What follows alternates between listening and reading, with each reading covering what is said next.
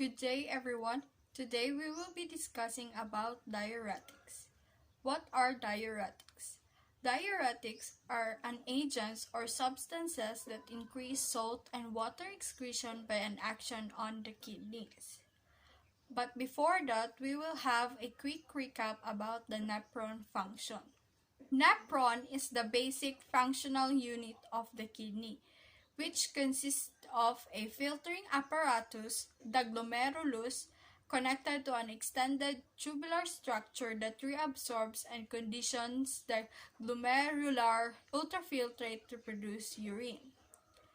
And each kidney is composed of thousands of nephron units. Diuretics are an effective treatment for edema since 16th century, and most of the modern diuretics were developed after noting the side effects of certain drugs. These drugs are mainly used or the primary treatment for cardiac failure, edema, and hypertension.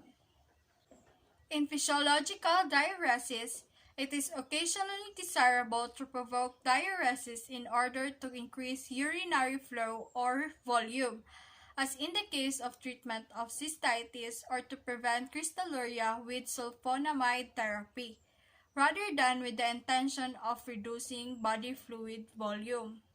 In such cases, increased water intake is sufficient. Diuretics can act and modify based on their action on the kidneys. The agents on different parts that act directly on the cells of the nephron are the following. Ethacrenic acid and fusamide are the agents that act on the ascending loop of Henle, while the agents acting on the early distal tubules are thiazides. An example of a thiazide is the chlorothiazide. Furthermore, agents acting on the collecting tubules and ducts are the triamterene and amiloride. Osmotic diuretics and carbonic anhydrase inhibitors modify the contents of filtrate. Osmotic diuretics are filtered at the glomerulus but are poorly reabsorbed from the lumen of the nephron. The presence of these unabsorbed solutes in the proximal tubule causes decreased reabsorption of water, results in a large volume of urine. An example of this is the mannitol.